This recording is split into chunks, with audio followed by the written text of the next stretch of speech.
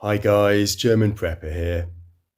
In the Georgievsky Hall of the Kremlin, a ceremony was held Friday the 30th of September to sign agreements on the admission to Russia of the Donetsk People's Republic, the Luhansk People's Republic, the Zaporizhia region and the Kherson region, and the formation of new subjects of the Russian Federation. The annexations are complete. Russian President Vladimir Putin delivered a historic speech at the event. Regardless of your feelings on Russia and the Ukraine war, you need to hear this speech in full, guys.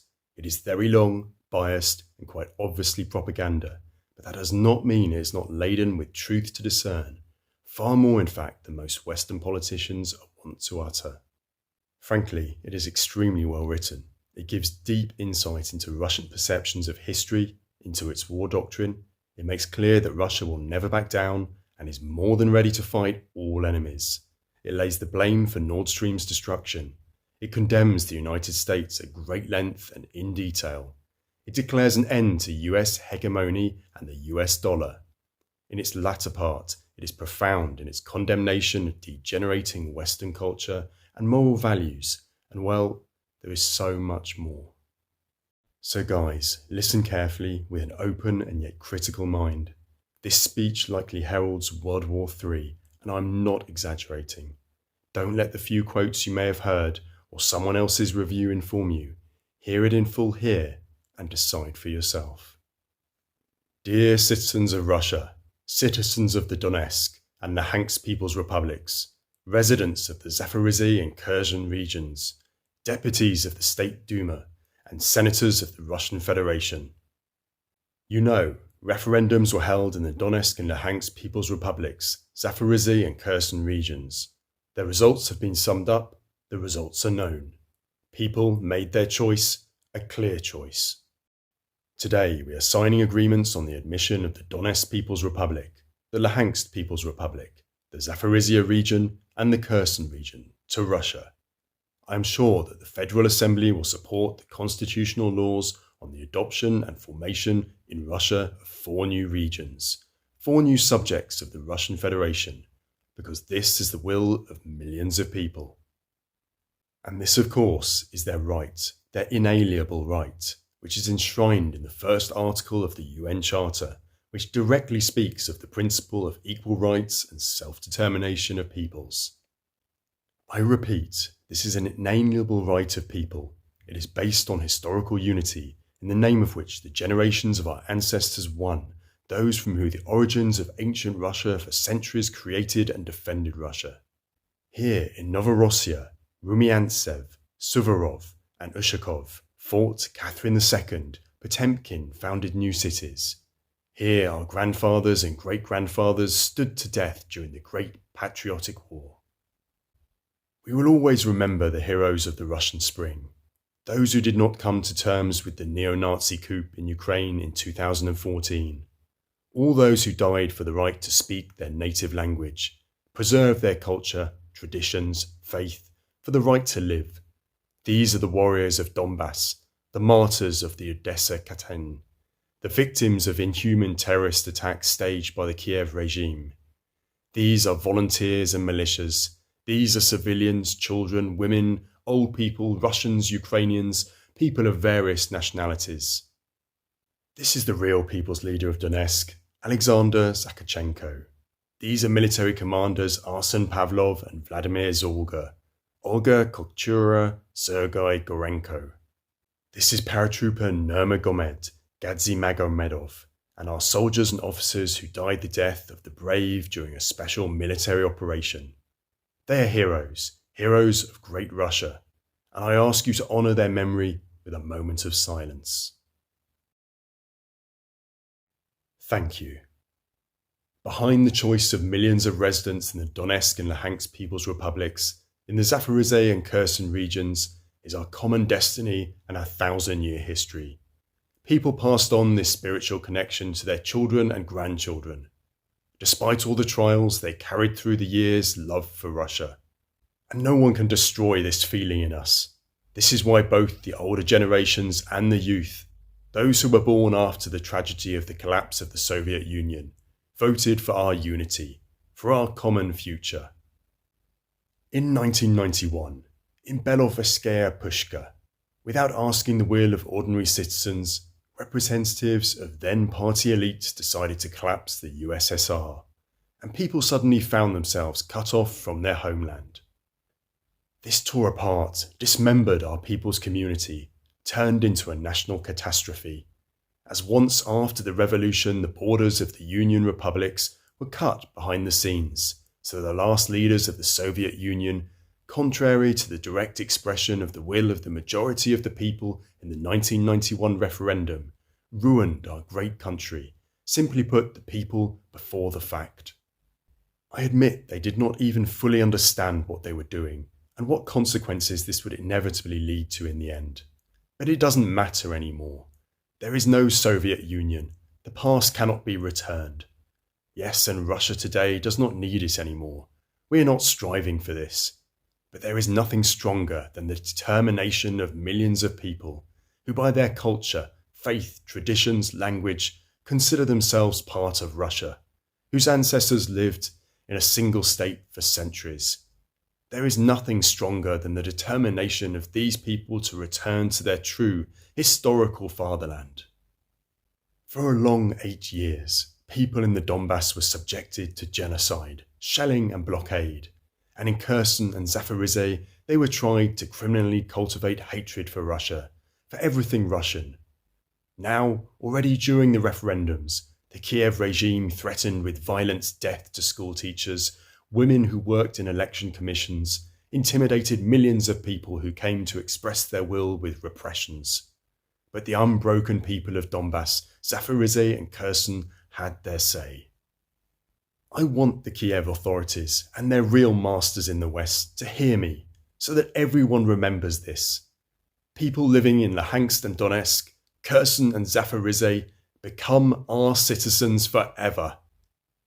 We call on the Kiev regime to immediately cease fire all hostilities, the war that it unleashed back in 2014, and return to the negotiating table. We are ready for this. It has been said more than once, but we will not discuss the choice of the people in Donetsk, Luhansk, Zaporizhzhia and Kherson. It has been made. Russia will not betray it. And today's Kiev authorities should treat this free will of the people with respect and nothing else. This is the only way to peace. We will protect our land with all the forces and means at our disposal, and will do everything to ensure the safe life of our people. This is the great liberation mission of our people. We will definitely rebuild destroyed cities and towns, housing, schools, hospitals, theatres and museums. Restore and develop industrial enterprises, factories, infrastructure, social security, pensions, healthcare and education systems. Of course, we will work on improving the level of security. Together, we will make sure that Russian citizens of the new regions feel the support of the entire people of Russia, the entire country, all the republics, all the territories and regions of our vast motherland. Dear friends, colleagues, today I want to address the soldiers and officers who are participating in a special military operation, the soldiers of Donbass and Novorossiya, those who after the decree on partial mobilization join the ranks of the armed forces, fulfilling their patriotic duty, who, at the call of their hearts, come to the military registration and enlistment offices. I would like to turn to their parents, wives and children to tell them what our people are fighting for, what enemy is opposing us, who is throwing the world into new wars and crisis, extracting their bloody profit from this tragedy. Our compatriots, our brothers and sisters in Ukraine, the native part of our united people, saw with their own eyes what the ruling circles of the so-called West are preparing for all mankind. Here they, in fact, just threw off their masks, showed their true insides. After the collapse of the Soviet Union, the West decided that the world, all of us, would forever have to put up with its dictates.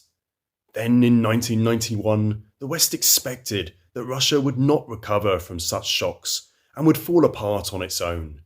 Yes, it almost happened. We remember the 90s, the terrible 90s, hungry, cold and hopeless.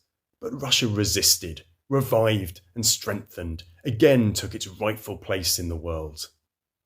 At the same time, the West has been looking all this time and continues to look for a new chance to hit us, weaken and destroy Russia, which they have always dreamed of, split our state, pit peoples against each other, doom them to poverty and extinction. They are simply haunted by the fact that there is such a great, huge country in the world with its territory, natural wealth, resources, with a people who do not know how and will never live according to someone else's orders. The West is ready to step over everything in order to preserve the neo-colonial system that allows it to parasitize, in fact, to plunder the world at the expense of the power of the dollar and technological dictates, to collect real tribute from humanity, to extract the main resource of unearned prosperity, the rent of the hegemon. The maintenance of this rent is their key, genuine and absolutely self-serving motive. This is why total desovereignization is in their interests, hence their aggression towards independent states, towards traditional values and original cultures, attempts to undermine international and integration processes beyond their control, new world currencies and centres of technological development. It is critical for them that all countries surrender their sovereignty to the United States. The ruling elites of some states voluntarily agree to do this, voluntarily agree to become vassals. Others are bribed, intimidated. And if it doesn't work out, they destroy entire states, leaving behind humanitarian catastrophes, disasters, ruins, millions of ruined, mangled human destinies, terrorist enclaves, social disaster zones, protectorates, colonies and semi-colonies. They don't care as long as they get their own benefit.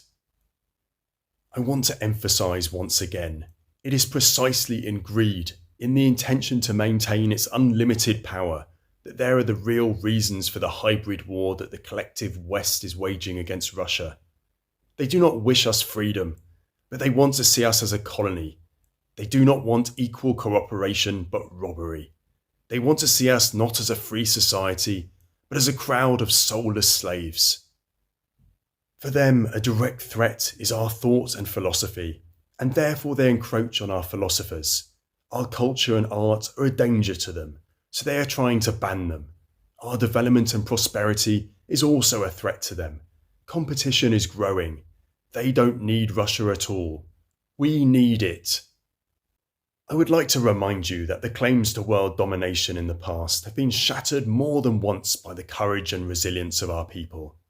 Russia will always be Russia. We will continue to defend both our values and our motherland. The West is counting on impunity, on getting away with everything. In fact, everything has gotten away with it so far. Agreements in the field of strategic security go to the wastebasket. Agreements reached at the highest political level are declared false.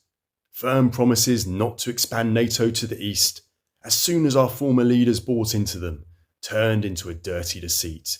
Treaties on anti-missile defence and intermediate shorter-range missiles have been unilaterally broken under far-fetched pretexts. All we hear from all sides is that the West stands for order based on rules. Where did they come from? Who even saw these rules? Who agreed? Listen, this is just some kind of nonsense. Sheer deception, double, already triple standards. It's just designed for fools. Russia is a great millennial power, a country civilization, and will not live by such rigged, false rules. It is the so-called West that has trampled on the principle of the inviolability of borders, and now it decides at its own discretion who has the right to self-determination and who does not. It is not worthy of it. Why they decide so, who gave them such a right, is not clear. To themselves. That is why the choice of people in the Crimea, in Sevastopol, in Donetsk, Luhansk, Zaporizhzhia and Kherson causes wild anger in them. This West has no moral right to evaluate it, even to stutter about the freedom of democracy. No, and never has been. Western elites deny not only national sovereignty and international law. Their hegemony has a pronounced character of totalitarianism, despotism, and apartheid.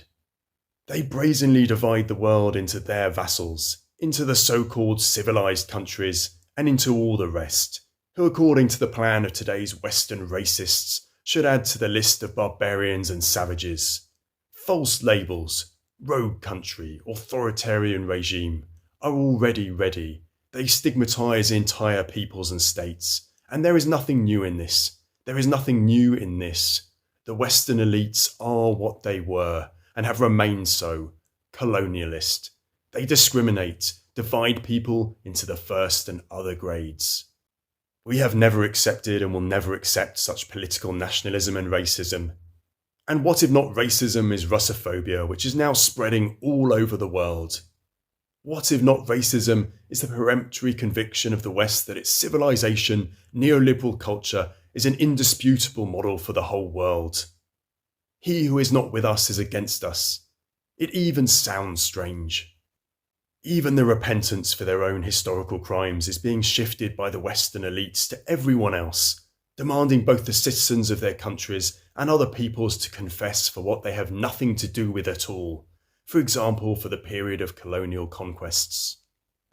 It is worth reminding the West that it began its colonial policy back in the Middle Ages, and then followed the global slave trade, the genocide of Indian tribes in America, the plunder of India, Africa, the wars of England and France against China, as a result of which it was forced to open its ports for trade opium. What they did was put entire nations on drugs, purposefully exterminated entire ethnic groups for the sake of land and resources, staged a real hunt for people like animals. This is contrary to the very nature of man, truth, freedom and justice. And we are proud that the 20th century, it was our country that led the anti-colonial movement, which opened up opportunities for many peoples of the world to develop in order to reduce poverty and inequality, to overcome hunger and disease. I emphasise that one of the reasons for the centuries-old Russophobia, the undisguised malice of these Western elites towards Russia, is precisely that we did not allow ourselves to be robbed during the period of colonial conquests. We forced the Europeans to trade for mutual benefit. This was achieved by creating a strong centralised state in Russia, which developed and strengthened itself on the great moral values of orthodoxy, Islam, Judaism and Buddhism, on Russian culture and the Russian word, open to all. It is known that plans for interventions in Russia were repeatedly made. They tried to use the time of troubles at the beginning of the 17th century, and the period of upheavals from 1917 failed. The West nevertheless managed to seize the wealth of Russia at the end of the 20th century, when the state was destroyed. Then we were called both friends and partners, but in fact they treated us like a colony. Trillions of dollars were siphoned out of the country under a variety of schemes. We all remember everything. We have not forgotten anything. And these days, people in Donetsk and Luhansk, in Kherson and Zaporizhia have spoken out in favour of restoring our historical unity. Thank you. Western countries have been repeating for centuries that they bring freedom and democracy to other peoples. Everything is exactly the opposite. Instead of democracy, suppression and exploitation. Instead of freedom, enslavement and violence. The entire unipolar world order is inherently anti-democratic and not free. It is deceitful and hypocritical through and through. The United States is the only country in the world to use nuclear weapons twice, destroying the Japanese cities of Hiroshima and Nagasaki. By the way, they set a precedent. Let me also remind you that the United States, together with the British, turned Dresden, Hamburg, Cologne and many other German cities into ruins without any military necessity during World War II. And this was done defiantly, without any, I repeat, military necessity. There was only one goal, just as in the case of the nuclear bombings in Japan, to intimidate both our country and the whole world. The United States left a terrible mark on the memory of the peoples of Korea and Vietnam with barbaric carpet bombing, the use of napalm and chemical weapons. Until now, they actually occupied Germany, Japan, the Republic of Korea and other countries, and at the same time cynically call them equal allies. Listen, I wonder what kind of alliance is this? The whole world knows that the leaders of these countries are being watched. The first persons of these states are being installed listening devices not only in office but also in residential premises. This is a real shame both for those who do this and for those who, like a slave, silently and meekly swallow this rudeness. They call orders and rude, insulting shouts at the address of their vassals Euro-Atlantic solidarity. The development of biological weapons, experiments on living people, including in Ukraine, noble medical research. It is with their destructive policy, wars and robbery that they provoke today's colossal surge in migration flows. Millions of people suffer deprivation, abuse, die by the thousands trying to get to the same Europe. Now they are exporting bread from Ukraine. Where is he going under the pretext of providing food security for the world's poorest countries? Where is it going? Everything goes to the same European countries. There, 5% only went to the poorest countries in the world. Again, another swindle and outright deception. The American elite, in fact, uses the tragedy of these people to weaken their competitors, to destroy nation-states. This also applies to Europe. This also applies to the identity of France, Italy, Spain, and other countries with a long history. Washington is demanding more and more sanctions against Russia, and most European politicians meekly agree with this. They clearly understand that the United States, pushing through the EU's complete renunciation of Russian energy carriers and other resources, is practically leading to the deindustrialization of Europe, to completely taking over the European market. They understand everything. These elites are European. They understand everything, but prefer to serve the interests of others. This is no longer servility, but a direct betrayal of their peoples. God bless them. That's their business. The sanctions are not enough for the Anglo-Saxons. They have switched to sabotage. Unbelievably but true. Having organised explosions on the international gas pipelines of the Nord Stream, which run along the bottom of the Baltic Sea, they've actually begun to destroy the pan-European energy infrastructure. It is clear to everyone who benefits from this. Whoever benefits, he did, of course. The US dictate is based on brute force, on fist law, sometimes beautifully wrapped, sometimes without any wrapper, but the essence is the same. First law. Hence the deployment and maintenance of hundreds of military bases in all corners of the world, the expansion of NATO, attempts to put new military alliances such as AUKUS and the like. Active work is also underway to create a military political link between Washington, Seoul, Tokyo. All those states that possess or seek to possess genuine strategic sovereignty and are capable of challenging Western hegemony are automatically included in the category of enemies.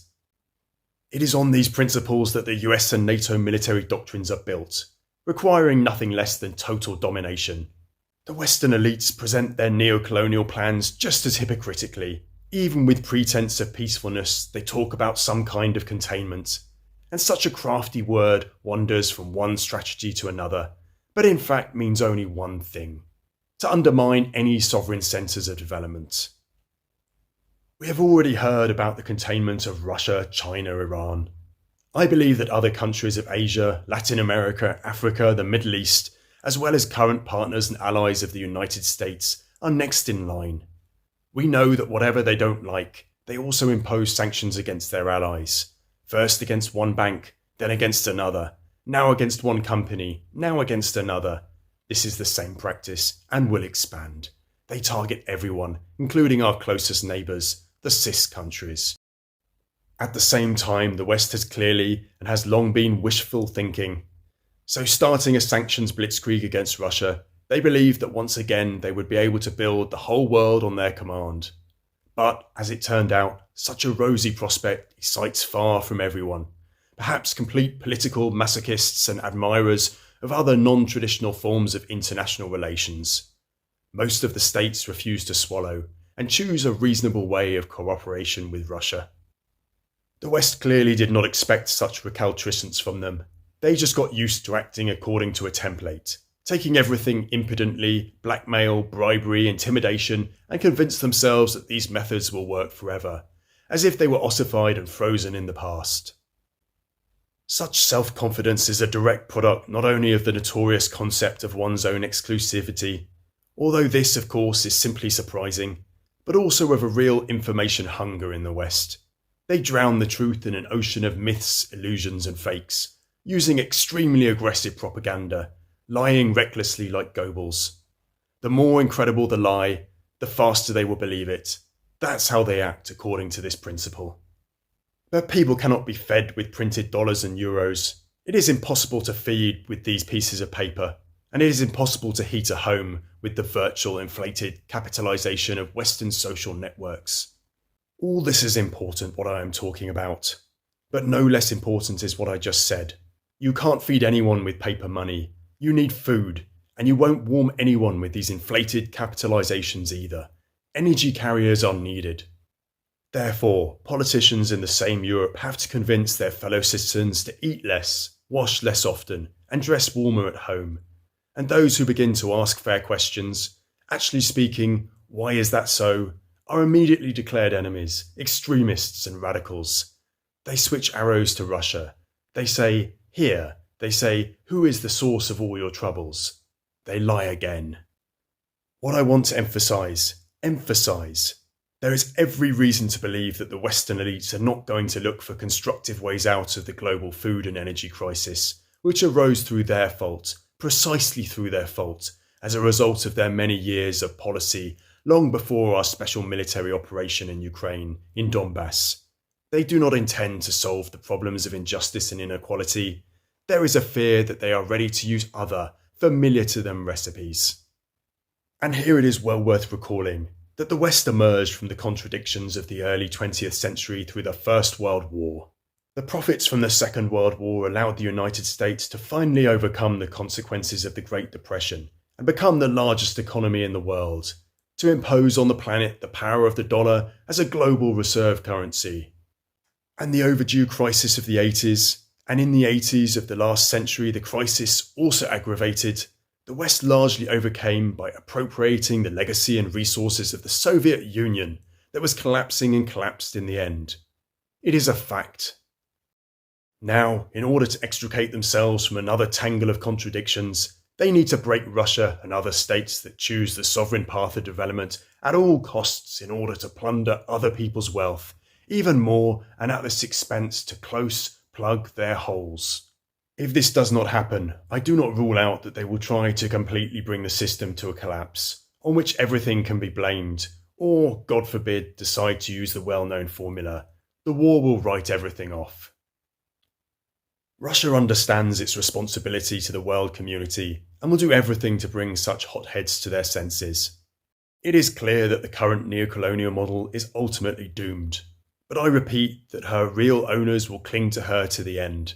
They simply have nothing to offer the world except for the preservation of the same system of robberies and racketeering.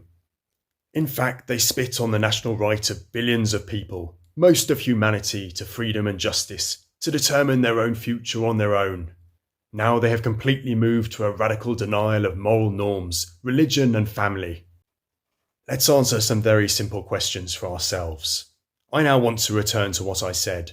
I want to address all the citizens of the country, not only to those colleagues who are in the hall, to all the citizens of Russia. Do we want to have here in our country, in Russia, instead of mum and dad, there was parent number 1, number 2, number 3. They were completely crazy already there. Do we really want perversions that lead to degradation and extinction to be imposed on children in our schools from the primary grades? Do we want all this for our country and our children? For us, all this is unacceptable. We have our own future. I repeat, the dictatorship of the Western elites is directed against all societies, including the peoples of the Western countries themselves. This is a challenge for everyone. Such a complete denial of man, the overthrow of faith and traditional values, the suppression of freedom acquires the features of a reverse religion.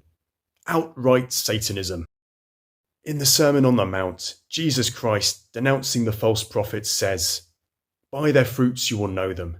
And these poisonous fruits are already obvious to people, not only in our country, in all countries, including for many people, and in the West itself. The world has entered a period of revolutionary transformations. They are of a fundamental nature. New development centres are being formed. They represent the majority. the majority of the world community, and are ready not only to declare their interests, but also to protect them, and see multipolarity as the opportunity to strengthen their sovereignty, and therefore to gain true freedom, historical perspective, their right to independent, creative, original development, to a harmonious process. All over the world, including in Europe and the United States, as I said, we have many like-minded people, and we see their support. A liberation, anti-colonial movement against unipolar hegemony is already developing within the most diverse countries and societies. His subjective will only grow. It is this force that will determine the future geopolitical reality. Dear friends, today we are fighting for a just and free path. First of all, for ourselves, for Russia, for diktat, despotism to remain forever in the past. I am convinced that countries and peoples understand that a policy based on the exclusivity of everyone, on the suppression of other cultures and peoples, is inherently criminal, that we must turn this shameful page. The collapse of Western hegemony that has begun is irreversible, and I repeat again, it will not be the same as before. The battlefield to which fate and history have called us is the battlefield for our people, for great historical Russia, for future generations, for our children, grandchildren, and great-grandchildren. We must protect them from enslavement, from monstrous experiments aimed at crippling their consciousness and soul. Today we are fighting so that it would never occur to anyone that Russia, our people, our language, our culture can be taken and erased from history. Today we need the consolidation of the entire society, and such cohesion can only be based on sovereignty, freedom, creation, and justice. Our values are humanity, mercy, and compassion. And I want to end my speech with the words of a true patriot, Ivan Alexandrovich Ilyin. If I consider Russia to be my homeland, then this means that I love in Russia, contemplate and think, sing and speak Russian, that I believe in the spiritual strength of the Russian people. His spirit is my spirit, his fate is my fate, his suffering is my grief, its flowering is my joy. Behind these words is a great spiritual choice, which for more than 1,000 years of Russian statehood was followed by many generations of our ancestors. Today we are making this choice. The citizens of the Donetsk and Luhansk People's Republics, the residents of Zaporizhzhia and Kherson regions have made this choice.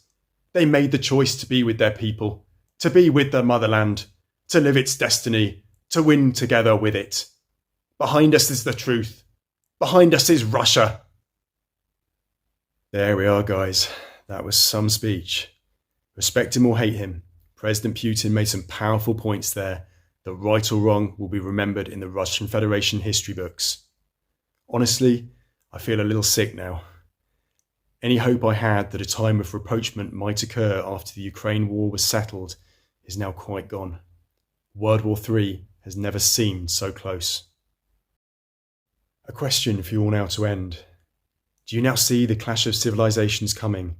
And is there any hope at this point of us avoiding it? As always, looking forward to reading your answers. Keep prepping, guys. Cheers for now.